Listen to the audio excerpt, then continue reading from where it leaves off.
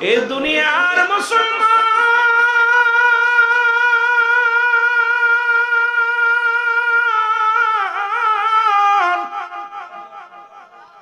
বলতেছিলাম মানুষের এক নাম্বার বিপদ হলো মানুষের মরণ, 2 নাম্বার হলো কবর, 3 নাম্বার হলো কিয়ামতের ময়দান।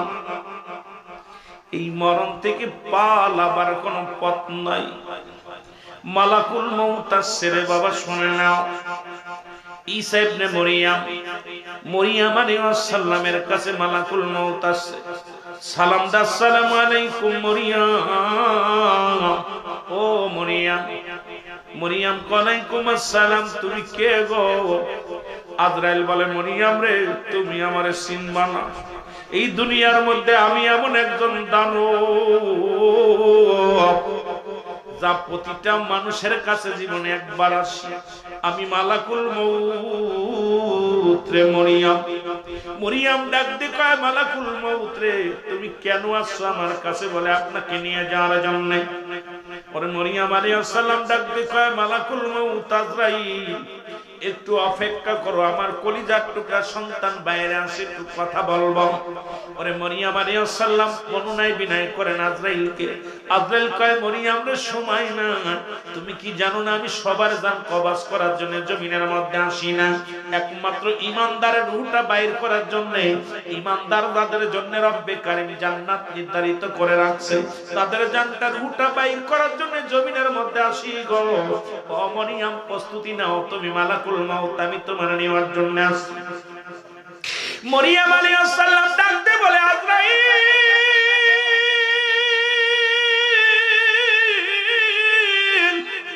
আজরাইল রে, যাও আমারে নিয়ে যাও। আজরাইল আলাইহিস সালাম মরিয়ম আলাইহিস সালামের উটটা বাইর করে নিয়ে গেলেন। ঈসা আলাইহিস সালাম এসে দেখেন মা দুনিয়ার মধ্যে নাই। মা বলে একটা ডাক দিলেন, মা ডাকে সাড়া দেয় না। কাছে এসে দেখে মার দুনিয়ার মধ্যে নাই। ডাক দে বলে, রব্বে কারীম, জীবনে বাবার আদর পাইলাম না, মা আমাকে লালন পালন করলো, মাকে তুমি নিয়ে গেলা, মার জবান থেকে শেষ 2টি কথাও শোনা আমার হলো না। রব্বে কারীম, আপনি তো আমার এমন ক্ষমতা দিবেন, মরারে জিন্দা বানাইতে পারি। রব্বে কারীম, একটু আমারে সুযোগ দেন, আমার মাকে আমি জিন্দা বানায়া 2টি কথা বলতে চাই। রব্বে কারীম হুকুম দিলেন। ঈসা ইবনে মরিয়ম, ঈসা আলাইহিস সালাম মাকে জিন্দা করলেন। ডাক দে বলে, মা। সঙ্গে সঙ্গে মা লাফ দুটিয়া কয়, বাবা ঈসা, তুমি আইছো? কয়, মা গো, ও মা, আমি তোমার কাছে জানতে চাই, তুমি আর দুনিয়ার মধ্যে নাই, তুমি এই দুনিয়া ছেড়ে চলে গেছো। মা গো, আমি জানতে চাই তোমার সাথে আজরাইল ব্যবহারটা। আর ঈসা আলাইহিস সালাম বলা পর আজরাইল আলাইহিস সালাম কি করেছে আগে বলো মা। এর মুসলমান মরিয়ম আলাইহিস সালাম ডাকতে বলে, বাবা ঈসা, এই দুনিয়ার মধ্যে যেদিন তুই এসেছিলি কত কষ্ট, কত রক্ত পানি প্রবাহিত হয়েছিল, যত কষ্ট অনুভব করতে পেরেছি রে বাবা, তার চাইতে এত কষ্ট আমার আজরাইল দেশে। আমার মন বলে আমার পুরো দেহটার মধ্যে যন্ত্রণা লেগে আছে। আরে আল্লাহ রাব্বুল আলামিনের দরবারে ঈসা নবী ডাকতে বলে, রব্বে কারীম, আমার মা জান্নাতি, আমি হলাম তোমার নবী, তোমার পয়গম্বর, আমার আল্লাহ, আমি জানতে চাই আজরাইল আমার মার সাথে কেমন ব্যবহার করেছে। আল্লাহ আজরাইলে তাড়াতাড়ি যা। আজরাইল আলাইহিস সালাম দৌড়ে আসবে আল্লাহর নবীর কাগলার কাছে। মুসলমান ডাকতে বলবে, আজরাইল, আগে বলো আমার মাসরাত জুহটা তুমি কেমনে বাইর করেছো বলো। আজরাইল ডাকতে কয়, হুজুর আপনি জানেন না আমি এত বড় দানব, এই পৃথিবীর মধ্যে আমার থাকে পা, মাথা থাকে আসমানের মধ্যে, তামাম পৃথিবীর পানি যদি আমার গায়ে ঢেলে দেয়া হয় একটু পানি জমিনের মধ্যে পড়ে না, আমি এত বড় দানব নবী। এই পৃথিবীর মধ্যে সব রূহ বাইর করার জন্য আসি না, ঈমানদারের রূহটা আমি বাইর করি যেমন আটা গুলাইয়া খামির বানাইয়ের ভিতরে একটা চুল বলে টান দেও না, সে টান দে বাইর করলে যেমন অনাসে বাইর হয়ে যায়, ঈমানদারের রূহটা আমি এইরকম অবিকল এইরকম নি। নবী গো, আপনার মায়ের রূহ নেওয়ার সময় কোনো কষ্ট দিই নাই, শুধু মাথার উপরে হাতখানা রেখেছি, তাকে কোনো যন্ত্রণা দিই নাই রে। এর ঈসা নবীর মা ডাক দিয়ে কয়, বাবা, বাবা ঈসা, এই মৃত্যু যদি এত কঠিন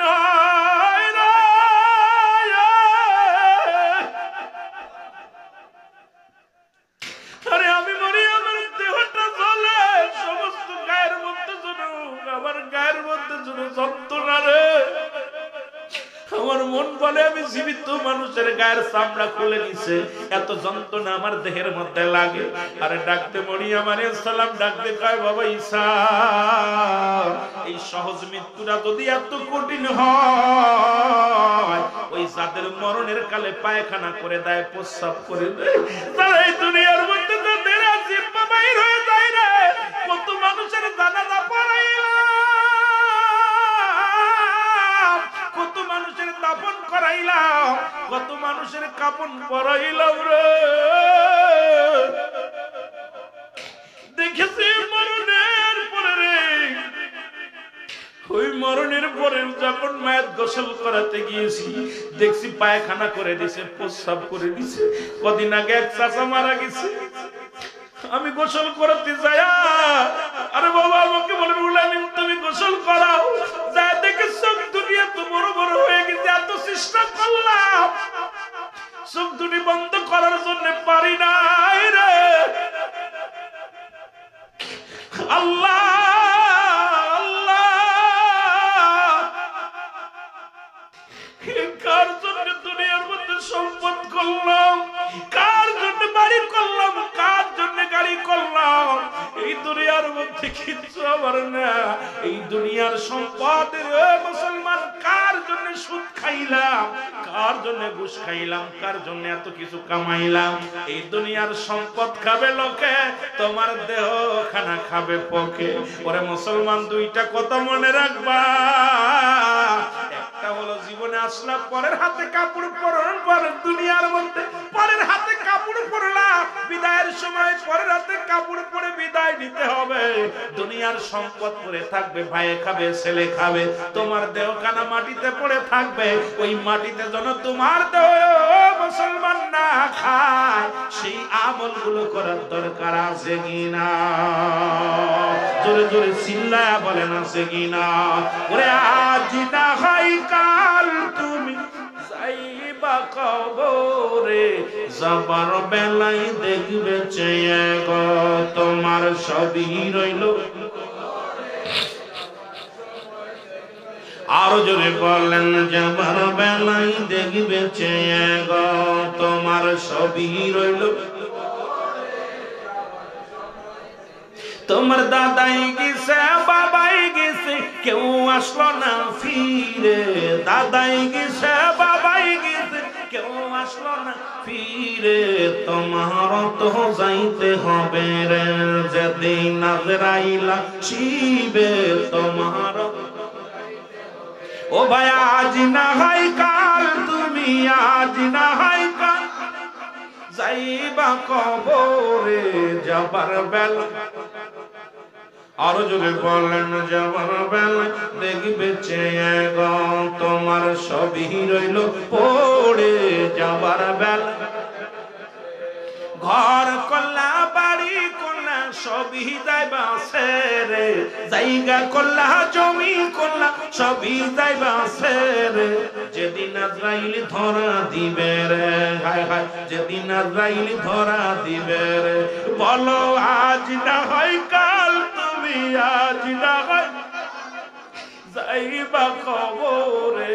যাবার বেলা দেখবে চেয়ে গো তোমার সবই রইল। আহা, একবার হিসাব করে মিলাম।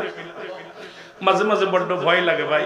ওই চার বিয়ারি যখন বাড়ির রাস্তা দিয়ে যায়, কত মসজিদের পাশে চার বিয়ারি পালকি অপেক্ষা করতেছে। এতে বসে আছেন সকালবেলা, মসজিদ থেকে কে যেন চার বিয়ারি পালকি বাইরে করবে। আপনার আমার জিন্দেগি, আমার এইটা বড় ভয় লাগে। এই বলল রুহুল আমিন সিদ্দিকী মারা গেছে, কত রাত 10টার সময় রুহুল আমিন সিদ্দিকী মারা গেছে। বলে মরহুমের জানাজার নামাজ আগামীকাল সকাল 10টায়। আরে আমার নামটা পরিবর্তন হয়ে গেছে, রুহুল আমিন আর কেউ বলে না। মরহুমের জানাজা কেউ বলে না অমুক মারা গেছে, বলে মরহুমের জানাজা। কয় মায়ের জানাজা কখন হবে? সকালে হবে। ছেলে বলবে মায়ের, বউ বলবে মায়ের, ভাই বলবে মায়ের, সবাই বলবে মরহুম। আমার কিসের জিন্দেগি এত এত ফালাফালি কিসের? আমার যখন এটা চিন্তা করি মনের ভিতরে বড্ড কষ্ট হয়। দেখবেন আমার ভাই দাদা বলতে অমুক সাহেব মৃত্যুবরণ করার সঙ্গে সঙ্গে বলে মরহুমের জানাজার নামাজ। একই মাইকে সেকেন্ডের ভিতরে নাম পরিবর্তন। আপনাদের বলে না? যে অমুক গ্রাম নিবাসী, অমুকের বাপ, অমুকের ছেলে আজ রাত 8টায় ইন্তেকাল করছে, ইন্না লিল্লাহি ওয়া ইন্না ইলাইহি রাজিউন। বলে কি বলে না? এবার কয় মরহুমের জানাজার নামাজ আগামীকাল সকাল 10টায় হবে। কি বললো মরহুমের? বলে কি যে সর্দার সাহেবের লাশ। এ বাবা কয় বলে ইমাম সাহেবের লাশ, মুফতি সাহেবের লাশ। কোন ইমাম সাহেব, মুফতি সাহেব নাম কাম সব শেষ। নিঃশ্বাসটা বন্ধ হওয়ার সঙ্গে সঙ্গে আপনার জিন্দেগি শেষ। এটা হলো আমার আপনার জিন্দেগি। কোন মানুষ যদি এটা চিন্তা করত, এই মানুষটা ঘর দরজা কিচ্ছু করতে পারতো না। যেটা করে নাই কে করেছে? আপনার মক্কা থেকে, মদিনা থেকে উত্তর দিকে একটা মহাকামা আছে, আলেকজান্দ্রিয়া সিটি শহর বলা হয়। এর ভিতরে বাদশা জুলকারনাইন যাকে শোয়ানো হয়েছে, বাদশা জুলকারনাইন মৃত্যুর আগে লিখে গেলেন আমার হায়াত সীমিত, বাঁচলেন হলো পৃথিবীর মধ্যে 1600 বছর বাঁচছিলেন। কত বছর? কথা বলেন না, কত বছর? 1600 বছর বেঁচে গেলেন। উনি বলেন আমার হায়াত সীমিত, আমি যে ভুলটা করেছি, যদি আগে জানতাম আমি এত হায়াত সীমিত, তাহলে আমি খোদা তাআলার বন্দেগীর মধ্যে লিপ্ত থাকতাম, আমি আর দুনিয়া চিন্তা করতাম না। আর আমি বাঁচি কয় 60 বছর, 50 বছর, 40 বছর। চিন্তা করছেন? 1600 বছর। কত বছর? 1600 বছর। আমরা 60 বছর বালি গৌরী বাবা মেলা বাঁচছে, 80 বছর 60 বছর বাঁচলে কত বাঁচছে? আমি খালি আশ্চর্য হয়ে যাই, এই জিন্দেগিটা কি করতেছি, মিশে মিশে কাটায় দিলাম। মহব্বতের সঙ্গে দুরূদ শরীফ পড়েন আল্লাহুম্মা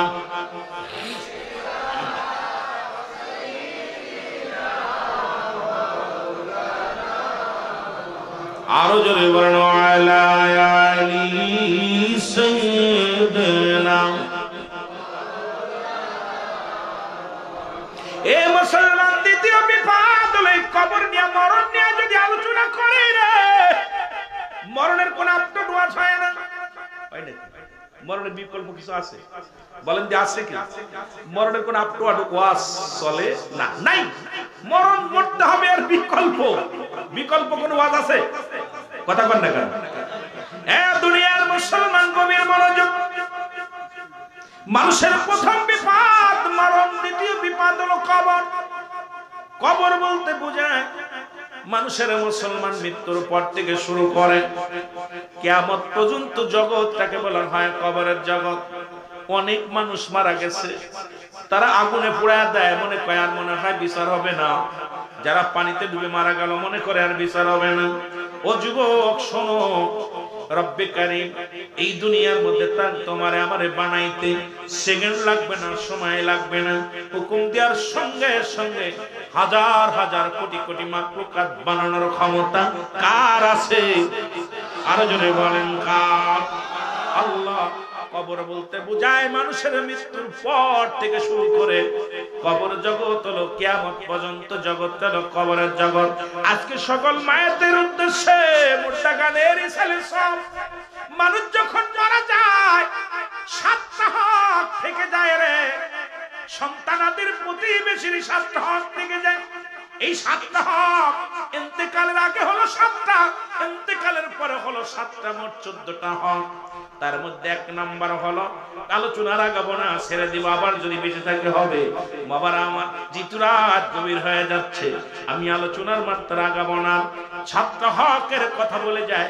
নাম্বার 1, 1 নাম্বার হলো যখন মানুষ মারা যায়, আজকে যেটা আপনারা করেছেন, যেটা আপনাদের দায়িত্ব ছিল পালন করেছেন, 1 নাম্বার তাদের জন্য সব রেশানি করা। জোরে জোরে বলেন মারহাবা।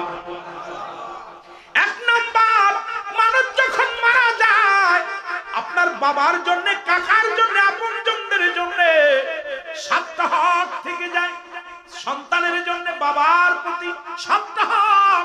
আপনার আব্বা কবরে শুয়ে আছে, আপনার মা কবরে শুয়ে আছে, 7টা হক আপনি যদি আদায় না করেন, রব্বে কারীম আপনারে ছাড়বে না। রব্বে কারীমের দরবারে ধরা পড়ে যাবেন। আপনার আব্বা মা আপনার প্রতি ভালোবাসা থাকবে না। কিয়ামতের ময়দান, কঠিন বিচারের ময়দানে যেদিন দাঁড়াবেন, বাবা মা আপনাকে চিনবে না।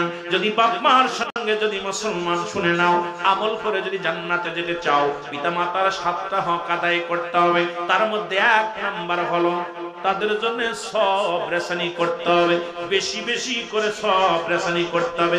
আজকে যেমন গ্রামবাসী মিলা 10 জনে 20 জন মিলিয়া টাকা উঠাইয়া কত সুন্দর একটা প্রোগ্রাম করেছেন সবের উদ্দেশ্যে। যারা যে দেশে গেলে মানুষের বিচার হয়, যে দেশে গেলে মানুষের হিসাব হয় রে, কে বা কার জন্য কান্দে, সেই মায়ের জন্য দুয়ার অনুষ্ঠান। আজকে সবের উদ্দেশ্যে আজকে মাহফিল কানা হলো। 1 নাম্বার তাদের জন্য সব রেশানি করা, 2 নাম্বার তাদের জন্য মাগফিরাত কামনা করা। ও মুসলমান শুনে না, আজকে যাদের আব্বা মা দুনিয়া থেকে বিদায় হয়ে গেছে, 2 নাম্বার তাদের জন্য বেশি বেশি মাগফিরাত কামনা করতে হবে। 3 নাম্বার তারা দুনিয়া থেকে বিদায়ের পরে ও মুসলমান শরীয়ত মোতাবেক ওসিয়াত যেটা করে যায়, মৃত্যুর আগে অনেক বাবা মা ওসিয়াত করে যায় বাবা। একটা হলো নসিয়াত, একটা হলো ওসিয়াত। মানুষ যখন মৃত্যু সজ্জায় চলে যায়, এই পর্যায়ে অসুস্থ হয়ে যায়, এই সময় যে ব্যক্তি ওসিয়াত করে যায়, সেই ওসিয়াত গুলো যদি শরীয়ত মোতাবেক হয়, এটা সন্তানের জন্য বাধ্যতামূলক আদায় করা ফরজ হয়ে যায়। জোরে জোরে চিল্লায় বলা যাবে না মারহাবা। এ মুসলমান 3 নাম্বার ওসিয়াত গুলো পুরা করতে হবে। 4 নাম্বার, ও মুসলমান শোনো, তারা আপনজন যারা দুনিয়ার মধ্যে থাকবে, বাবা মা আত্মীয়স্বজন, তাদের সঙ্গে ভালো ব্যবহার করা লাগবে, তাদের সঙ্গে যোগাযোগ করা লাগবে। আত্মীয়স্বজন এখন আমরা চিনি না, খালি বোর বাইরে চিনি আর বোর মার চিনি, মোর বোর বোর কি বনিরে চিনি, সীমাবদ্ধ সামান্য। নানার কুলের মানুষ চিনি না, নানির কুলের মানুষ চিনি না। খোদার কসম আব্বা মা কোনোদিন আপনারে ক্ষমা করবে না। আমার রাসূল বলে গেছেন যে কথাগুলো শোনো, যখন তোমাদের মা বাবা মারা যাবে, মায়ের কুলের আত্মীয়, বাবার কুলের আত্মীয় যারা আছেন, তাদের সঙ্গে গুড ব্যবহার, সুন্দর ব্যবহার, তাদের ব্যবহার করতে হবে, তাদের সাথে আত্মীয়তা বন্ধন আরো জোরালো করতে হবে। 5 নাম্বার শোনো গো যুবক, তাদেরকে যদি কোনো ব্যক্তি গরিব থাকে তাদের সহযোগিতা করতে হবে, কথা দ্বারা হোক, সাহায্য দ্বারা হোক, যে কোনো মূল্য হোক, তাদের সার্বিক সহযোগিতা করা লাগবে। তাহলে আব্বা মা কবরে শুয়ে পাবে, শান্তি পাবে। আজকে যদি তাদের সহযোগিতা না করেন, কত আত্মীয় আছে মানুষের বাড়ি বাড়ি ভিক্ষা করে কাজ করে খায়, টাকাওয়ালা বাড়িওয়ালা খবর নাও না, বাবার আত্মীয়ের খবর নাও না, মার আত্মীয়ের খবর নাও না। তুমি মা বাবার হক আদায় করতে পারো নাই, কারণ আল্লাহর দরবারে তোমার জবাব দিতে হবে। জোরে জোরে চিল্লায় বলা যাবে না আল্লাহু আকবার। আর একটু জোরে বলেন আল্লাহু আকবার। ও যুবক শোনো, 7 নম্বর হলো সদা সর্বদাই তাদের কবরটা জিয়ারত করা লাগবে। এখন যারা আজকে গ্রামবাসী মিলে এত সুন্দর একটা আয়োজন করেছেন, বড় প্রাণটা ভরে গেছে যে সমস্ত মায়েদের অমুসলমান শুনে নাও, এই কুলাওড়া গ্রামের সকল মুর্দা গানের ইসালে সব আরে কে বা কার জন্য কান্দে।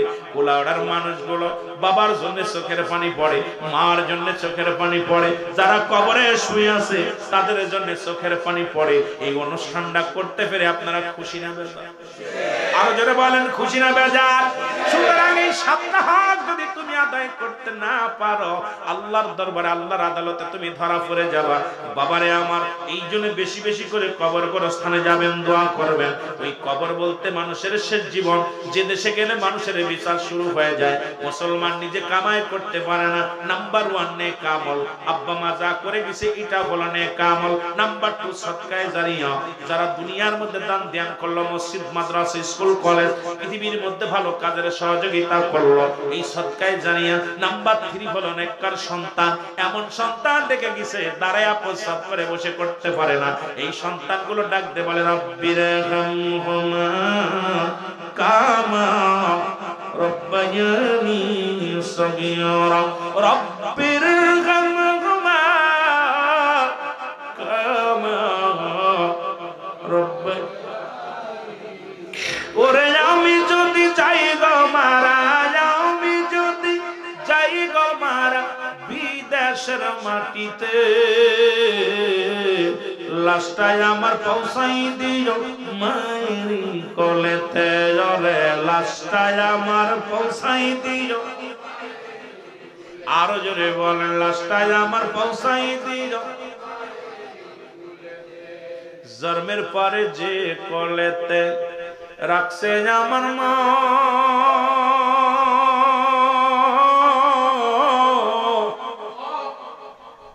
সেই মারে না দেখাইয়া আমায় দাফন দিও না জন্মের পরে যে কলেতে রাখছে আমার মা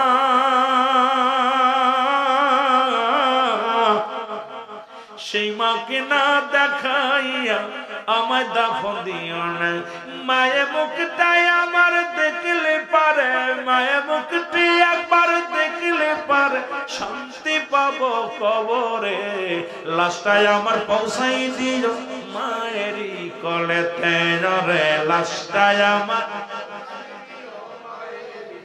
ওরে আমি যদি যাই গো মারা আমি যদি বিদেশের মাটিতে লাশটাই আমার পৌঁছাই দিও মায়েরই কোলেতে রে লাশটাই আমার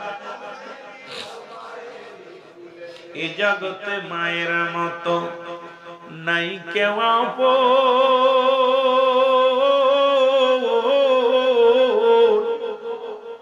ওরে জগতে বাবার মতো নাই কেউ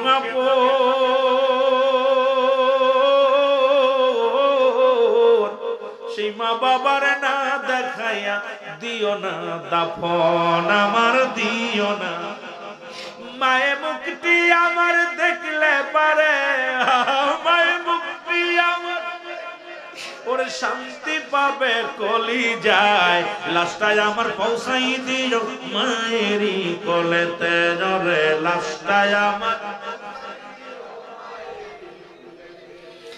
চাচি বলো খালা বলো মায়ের মতন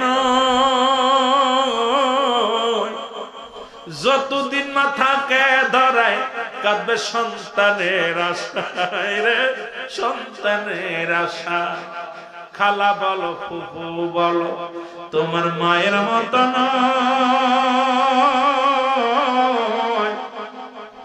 যতদিন না থাকবে ধরায় কাঁদবে আল্লাহরই দরবারে হায় আল্লাহ কষ্ট তুলে করবে দোয়া মায়ের কষ্ট তুলে করবে দোয়া মাপ করো মোর সন্তান রে লাশটাই আমার পৌঁছাই দিও মায়েরই কোলেতে রে লাশটাই আমার ওরে আমি যদি যাই গো মারা আমি যদি বিদেশের মাটিতে লাশটাই আমার পৌঁছাই দিও মায়েরই কোলেতে রে লাশটাই আমার সুতরাং বাজান 2 নাম্বার কবর 3 নাম্বার হাসর অনেক বড় আলোচনা আল্লাহ আমাকে আবার আনলে আমি আলোচনা করব কারণ এত রাত আমি আপনাদের জাগানোর পক্ষে না কারণ বেশি খারাপ লাগতেছে এখন 1:30 বেজে গেছে আমি বারবার বলছি ভাইজান আমাকে একটু আগে নেন আমারও মন চাইছিল যে আমি এত দূর থেকে